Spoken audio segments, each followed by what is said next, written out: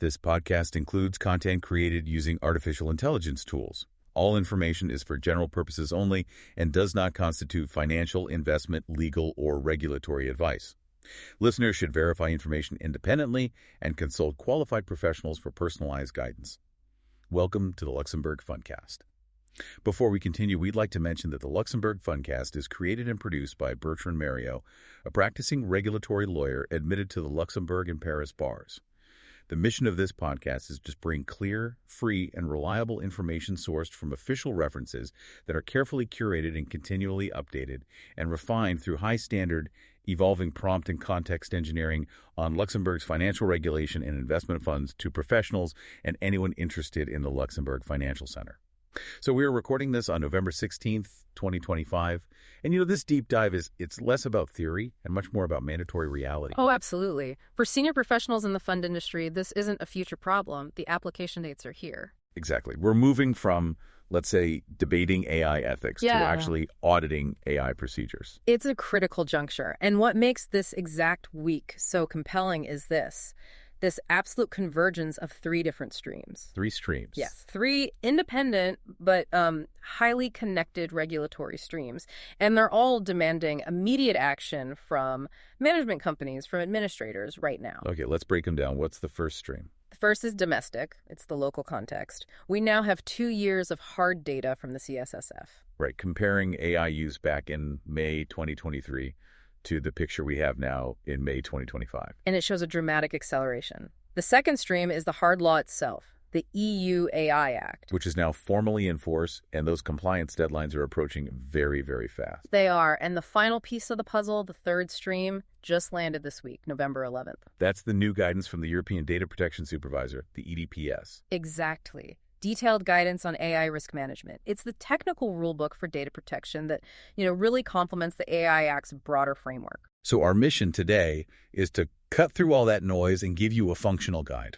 We want to focus on the nitty-gritty, what this means for you, the senior professional who's responsible for CorpSec, for board reporting, for compliance, for that day-to-day operational supervision. Okay, let's start with the why.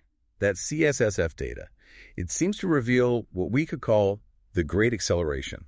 It's a fantastic term for it because it explains exactly why these new laws were so necessary. It shows a truly profound shift. How profound? Well, it's a stunning, almost overnight change. If you go back to 2023, the CSSF found only 30% of entities were using AI, and they were cautious. Very cautious. Mostly background stuff, right? Right. The top use case was AML and fraud detection. That was only 18% of all reported uses. It was a background risk tool. A controlled environment. But that's not the picture in 2025. Not at all. That controlled environment it's completely dissolved. The regulator documents what it calls a Gen AI swarm. A swarm? I like that. Yeah. So adoption has jumped. It surged to 43% of entities. But that's not even the main story. The critical point is how the nature of the usage has completely flipped the risk profile. You mean generative AI? Yes. Gen AI now accounts for 61% of all reported use cases. The top use has shifted from that background AML flagging to foreground productivity tasks. Like what? Search and summarize information is now number one at 43%. And right behind it is text content generation at 27%. Wow. So we've gone from a tool quietly monitoring data in the background to tools that are actively drafting high-stakes documents. Precisely. We're talking about board pack narratives, maybe even minutes, things that interact directly with clients and form the corporate legal record. And that's where the control problem really emerges. Indeed. And the CSSF report identifies the core consequence of this. They call it the governance gap. The governance gap. As the complexity of the tools exploded, control it evaporated. In 2023, 81% of AI uses had good or very good auditability. And by 2025? It fell off a cliff, down to 56%. And what about explainability? The ability to understand why the AI made a certain decision? A similar sharp decline, from 70% down to 54%. And look, if you can't audit it and you can't explain it... You can't govern it. You can't govern it. And the CSSF is explicit. They link this directly to the increasing level of complexity of the AI solutions used. Firms just adopted black box Gen AI tools far faster than they could build the necessary governance rails around them. So this gap, This difference between the speed of adoption and the capability to control it is exactly what the EU AI Act is designed to close. It is the mandatory closure mechanism. Okay, so let's move from the why to the what. The AI Act. If you're a fund admin, an AIFM, a management company using an AI system, you are what the Act calls a deployer. And that status is critical. It triggers a whole host of non-delegable legal duties, especially when you're dealing with systems classified as high risk. Now, there was some good news here, right? Some clarity on what is and isn't high risk. Yes, thankfully. There was a lot of market confusion, a fear that, every automated compliance tool would be deemed high risk, but the regulation has a specific exception. Yeah. It states that many of the common AML and fraud detection systems are not high risk, and that dramatically narrows the immediate compliance burden for many. That's a huge relief for a lot of core compliance teams. But which specific fund operations do get hit directly with that high-risk label? We have to look at two specific areas in the Act's annex. First is biometric KYC. So advanced digital onboarding for investors. Exactly. If you're using remote biometric identification of natural persons, that system is high risk, full stop. The second area, and this is highly relevant for the Luxembourg market, is private debt and credit. How so? Any AI system that's used to evaluate the creditworthiness of natural persons, well, that directly impacts anyone operating in the private debt sector. So that immediately puts many private debt AIFMs and their administrators squarely in the hot seat. They are now deployers of high-risk systems. They are, and their operational teams are suddenly inheriting these non-delegable duties from Article 26 of the Act. And this isn't just a simple checklist for the compliance department. This is a full operational overhaul. It really is the new supervisory job description. Let's look at how these 4 duties translate into mandatory daily tasks. Okay, duty number 1. The first duty is to use the instructions, Article 26.1.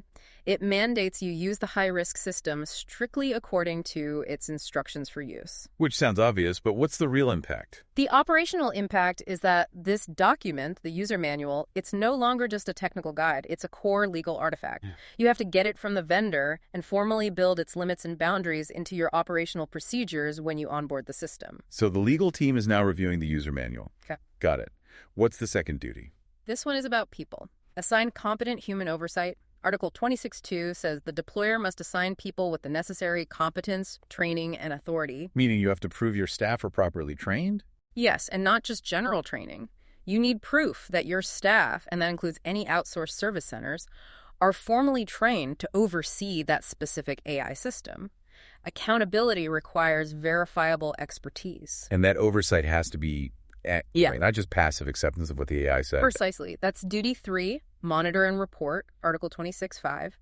The manager has to actively monitor the system and, crucially, have the authority to suspend the use if they spot a risk. So you're codifying the supervisor's role as an active intervention function, the human in the loop. The designated human in the loop. And finally, duty 4 is simple but critical for the audit trail. Keep the logs.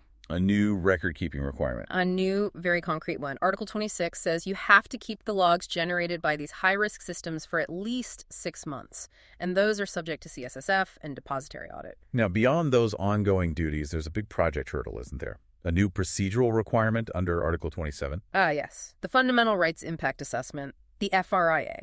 And this has to be done for any new high-risk system.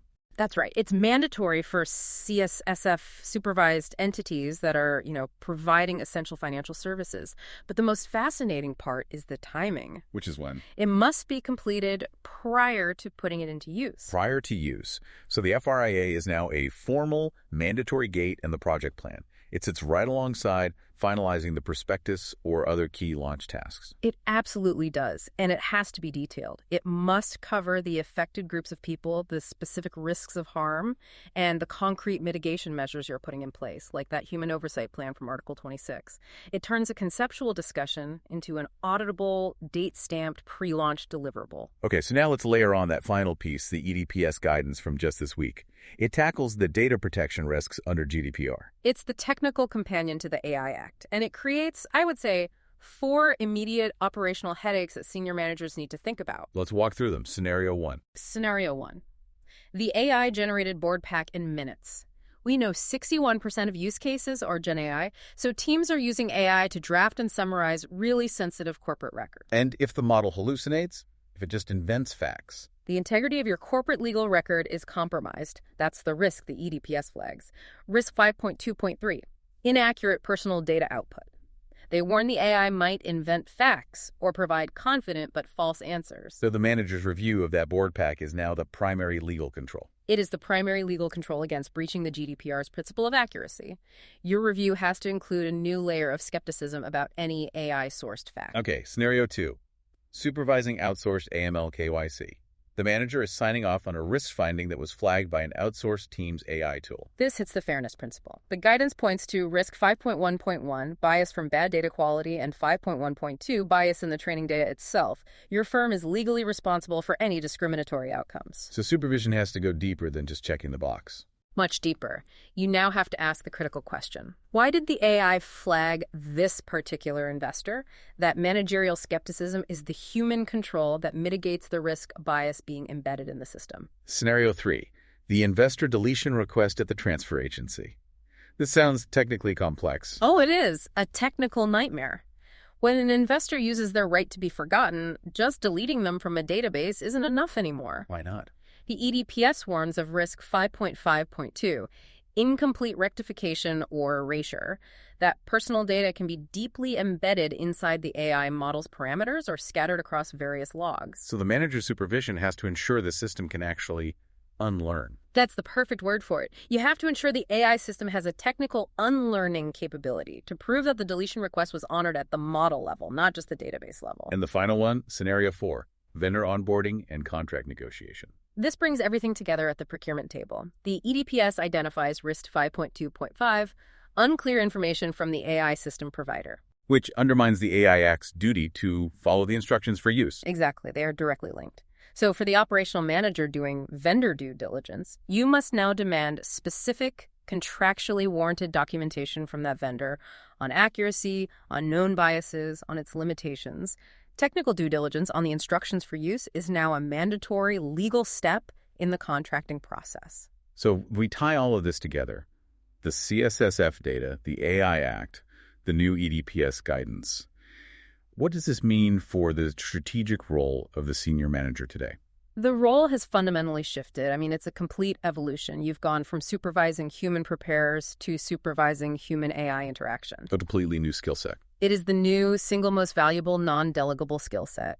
You are now the mandatory human in the loop. You're responsible for proving teams can challenge a biased AI recommendation, that a FRIA is done before a system goes live, and that the legal integrity of your corporate records is protected from AI hallucinations. So this ability to stand in and actively close that governance gap the CSSF identified. Yeah. By implementing these precise, auditable daily controls that are now defined in law and guidance. That's it. That is what ensures accountability across the entire operational chain. This podcast is a collaborative and free resource that improves continually, so your comments or requests for new topics are highly welcome, especially on YouTube. We want to be a helpful strength for everyone working in the Luxembourg Financial Center at all levels. We're often asked how you can help us. Well, a great way to help is by subscribing to our shows on all major podcast platforms, including Spotify, as well as on Apple Podcasts, where a 5-star rating would really help us. You can also like our videos and subscribe to our YouTube channels, Rigor Media and Bertrand Mario Avocats. We also invite you to follow or connect with Bertrand Mario on LinkedIn and to like and comment on our posts there. All relevant links will be available in the show notes. For our French-speaking listeners, you can also find our sister podcast in French. It was the Luxembourg Fundcast for you today. This podcast includes content created using artificial intelligence tools. All information is for general purposes only and does not constitute financial, investment, legal, or regulatory advice. Listeners should verify information independently and consult qualified professionals for personalized guidance.